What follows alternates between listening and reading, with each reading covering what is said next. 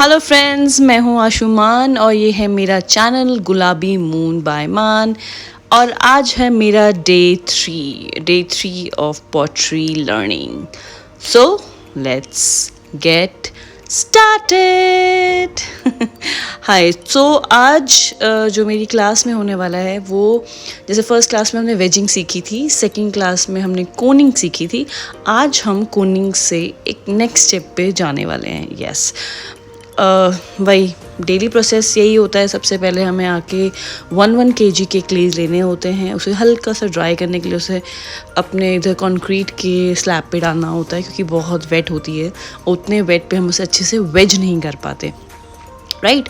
तो generally 3 to 4 हमें clay लेनी पड़ती है 1 kg की, और उसे हमें वेज करके रखना पड़ता है।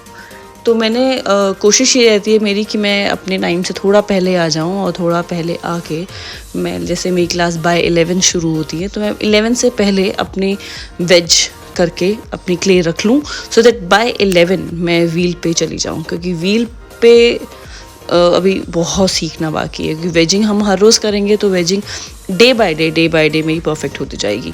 अभी आपने मुझे देखा होगा कैसे कि मैंने उस पॉली बैग में क्ले रखी है। वो इसलिए रखी जाती है कि अगर बाहर हम क्ले रख देंगे वो बहुत जल्दी ड्राई हो जाएगी, तो हमें उस पॉली बैग में उसे करके रखना पड़ता है कि वो अच्छे से मॉइस्ट रहे। सो अब ये मेरा प्रोसेस स्टार्ट हुआ है। देखिए, मैं कोनिंग कर रही हूँ।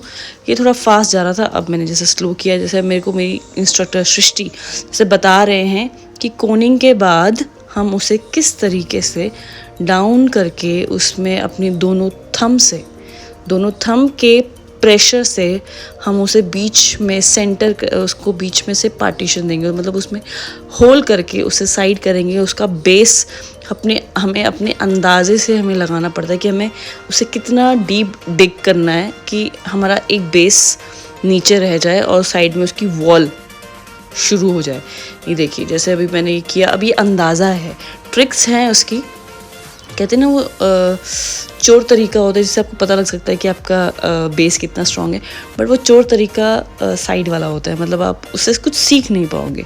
तो you should go with your gut कि इतना करने से मेरा जो बेस है, एक जो पर्टिकुलर बेस रहना चाहिए नीचे, उतना बेस आ जाए। तो यहाँ पे अभी मेरे इंस्ट्रक्टर मुझे बता रहे हैं कि किस तरीके से उसे हमें ओपन करना है। ऑब्वियसली बात है, मैं क्योंकि खुद सीख रही हूँ तो मैं आपको उतनी डिटेल में बता नहीं सकती, और ना ही मैं किसी को ये बोलूँगी कि भैया जो मैं बोल रही हूँ उस पर 100% भरोसा करना, उस पर 100% ट्रस्ट करना कि जो मैं बोल रही हूँ बिल्कुल ठीक बोल रही हूँ। प्लीज़ इस पर अभी मत जाना, क्योंकि अभी मैं खुद सीख रही हूँ। I am still at learning process. ये मेरी डे 3 है, ये मेरा 3rd क्लास है। अभी मेरे को 36 मेरी क्लासेस है, ओवरऑल 33 क्लासेस अभी मेरी बची हुई हैं। तो अभी मेरा बहुत लंबा प्रोसेस है गाइस, और उस लंबे प्रोसेस में बहुत कुछ सीखने वाली हूँ। अभी आप देखना, मैंने अभी जैसे इसे ओपन किया है, अभी आज का मेरा सारा फोकस रहेगा इसे ओपन करके, और जो मेरा ये बेस है उसे लेवल करने का। ऑफ कोर्स क्योंकि मैंने थंब डाल दिया था, उसे होल किया, उसको वो किया, तो जो होल करने के बाद जब उसको ओपन किया तो ऑब्वियसली बात है उसका बेस तो ऊपर नीचे रहेगा ना, जो उसका नीचे का बेस है।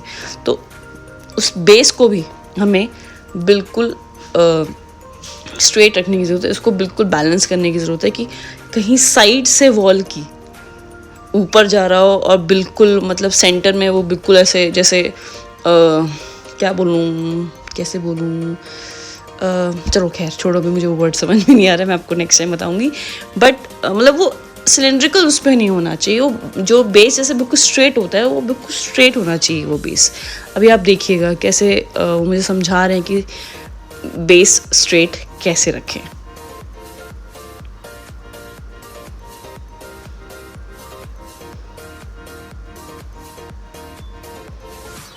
गाइस सच में पता है, देख के, जैसे पहले जब मैंने क्लासेस शुरू नहीं की थी, जब मैं पहले वीडियोस देखती थी, तो मुझे ऐसा लगता था कि वाह यार ये कितना आसान होगा, मतलब आई डोंट लाइक, मतलब ये हाथों का जादू है एक तरीके से कि ऐसे किया ऐसे हो गया। बट इतने छोटी छोटी टेक्निक्स होती हैं, इतने छोटे छोटे प्रेशर देने पड़ते हैं अपने हाथ से, अपने थंब से, अपने रिस्ट से, अपने पाम के साइड से, कि उस मतलब हल्का सा भी अगर प्रेशर ज़्यादा हुआ तो क्ले मुड़ जाएगी, ख़राब हो जाएगा। और अगर प्रेशर कम हुआ तो वो फोल्ड नहीं लेगी या वो उसका सहारा उतना नहीं लिया जाएगा।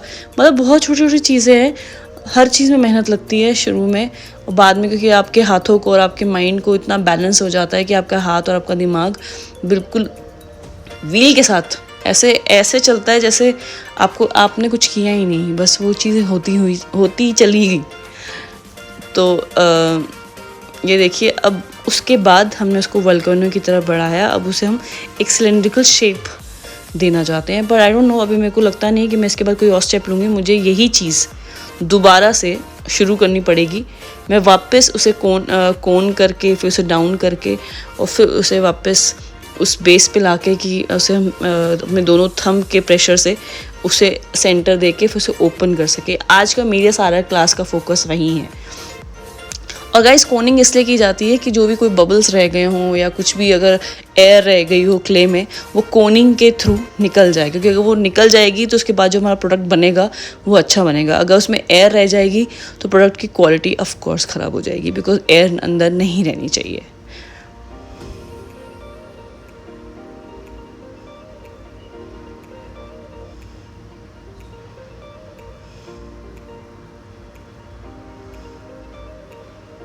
गाइस, आप देख रहे होंगे कि साइड में एक बकेट रखी है, बकेट के पानी से ही, इसमें एक स्पॉन्ज है, उसके पानी से ही हम अब जनरली अपने हाथ धोते हैं, सब कुछ करते हैं। क्योंकि जनरली वो मिट्टी होती है, वो मिट्टी हम उस बकेट के अंदर ही उसे डंप कर लेते हैं, और फिर वो बकेट हम एक बड़े से कंटेनर में डाल देते हैं। क्योंकि अगर ये मिट्टी हम ऐसे ही सिंक में डाल देंगे तो सिंक में ब्लॉकेज हो जाएगी, जो फिर आगे और प्रॉब्लम देगी। तो उसके कई मेथड्स हैं जो इन फ्यूचर मैं आपको किसी और वीडियोज़ में बताऊँगी कि किस तरीके से ये क्ले किस तरीके से रीयूज़ की जाती है, और ये पानी किस तरीके से रीयूज़ किया जाता है। ये हम एक वायर के हेल्प के थ्रू अपने इस क्ले को अपनी व्हील से हटाते हैं।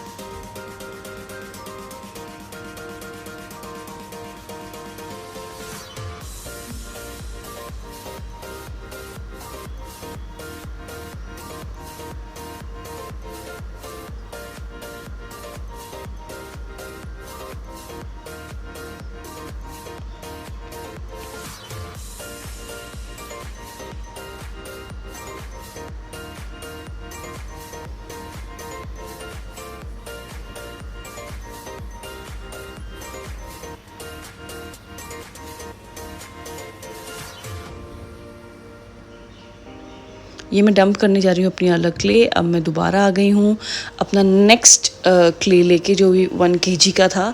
अब इसे मैं दोबारा से अच्छे से सेंटर करके, इसकी कोनिंग करके 3 टाइम, मतलब कहते हैं कि कोनिंग अगर फर्स्ट टाइम में अच्छी लॉन्ग हो जाए, पुल अच्छे से पुल हो जाए ऊपर तक, बहुत अच्छी कोनिंग होती है।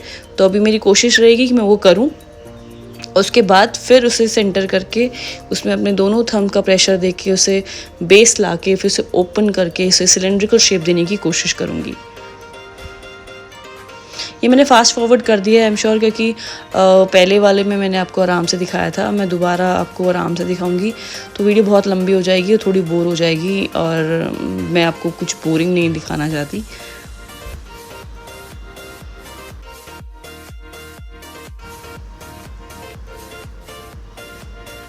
ये देखिए कितने आराम से ऐसे इतनी ओपन हो जाती है, और फिर इसे सेंटर इसका बैलेंस, इसका जो बेस है उसे स्ट्रेट किया जाता है कि कहीं भी ऊपर नीचे इसका बैलेंस ना हो। क्योंकि आपने देखा होगा जो कि आपकी जो मग्स होते हैं, जार्स होते हैं, आपने उनको देखा होगा उनका बेस बिल्कुल स्ट्रेट रहता है। वो स्ट्रेट रहना बहुत ज़रूरी है।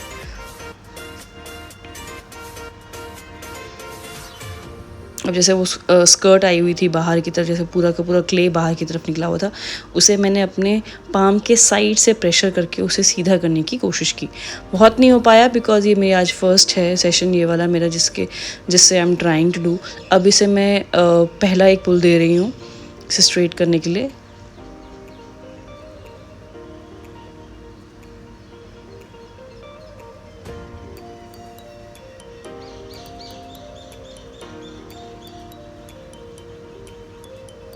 ये देखिए इसका जो ऊपर से जो उसका जो माउथ है, ऊपर से जो उसकी लिप है, वो बहुत ओपन हो गई है। यहाँ पे ये मेरी फॉल्ट है, क्योंकि जो मेरी व्हील की स्पीड है, क्योंकि मैंने फास्ट फॉरवर्ड किया तो आपको बहुत तेज़ लग रही है, अदरवाइज जो उसको पुल किया जाता है उसको बहुत कम स्पीड से किया जाता है।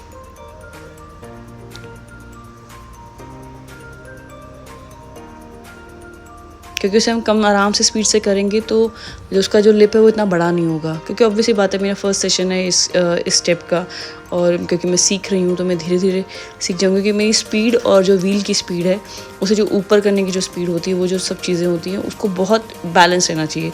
व्हील की स्पीड और जो हमारे हाथ मूव कर रहे हैं उसकी स्पीड एक होनी चाहिए। और हमेशा मेरे को लगता है मेरे हाथों की स्पीड ज़्यादा हो जाती है, इस वजह से उसका लिप खुल जाता है, उसका ऊपर से जो मुंह है जो उसका वो चौड़ा हो जाता है, जो कि नहीं होना चाहिए।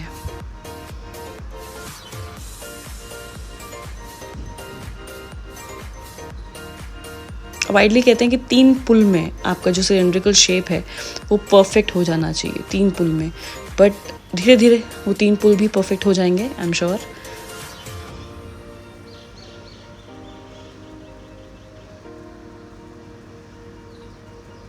क्योंकि इसका माउथ बहुत बड़ा हो गया था, उसका ऊपर का लिप बहुत बड़ा हो गया था, तो अब अभी से अपने हाथ के सपोर्ट से उसे अंदर कर रही हूँ। अब देखिए कितना सीधा लग रहा है, बट अब मैं जब दोबारा करूँगी तो अब देखिएगा मैं फिर से दोबारा से इसका फिर जो उसका मुँह फिर बड़ा हो जाएगा। आई नो थोड़ा टाइम लगता है सीखने में, बट इट्स ओके, सीख जाएंगे।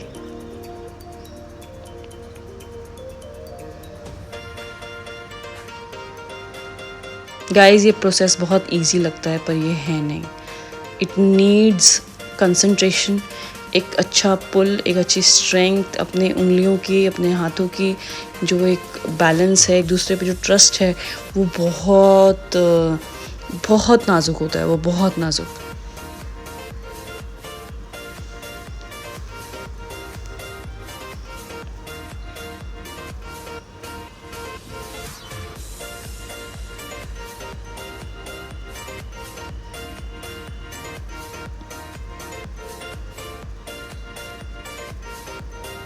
और हम बार बार इसलिए यूज़ करते हैं कि हमारी क्ले वेट ही रहनी चाहिए, ड्राई ना हो जाए, क्योंकि ड्राई क्ले पे आप कुछ काम नहीं कर सकते हो, आपको उसको वेट ही रखना पड़ेगा। तो आप जनरली इसलिए बार बार हमारे हाथ गीले होते हैं, हम बार बार पानी डालते रहते हैं अपनी व्हील पे कि उस पर पानी रहे, वो ड्राई रहे। पर साथ के साथ हमें बार बार बेस में जो बिल्कुल अंदर की तरफ है उसे स्पॉन्ज से बार बार क्लियर भी करना पड़ता है, क्योंकि बेस बहुत गीला हो जाएगा तो बहुत जल्दी ख़राब हो सकता है। तो बेस के अंदर ज़्यादा पानी नहीं रहना चाहिए, आपको उसको बार बार क्लीन करते रहना चाहिए, उसको सोक करते रहना चाहिए।